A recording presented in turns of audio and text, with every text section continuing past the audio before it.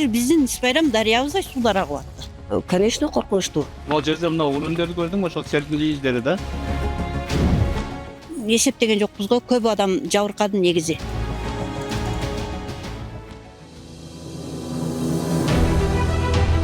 Сегодня мы открываем одну из многих метеостанций, которые устанавливаются по всей стране.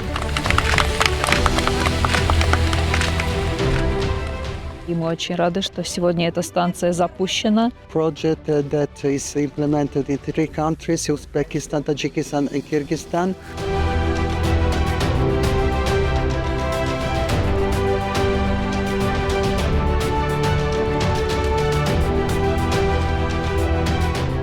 И сейчас эти данные используются в реальном режиме.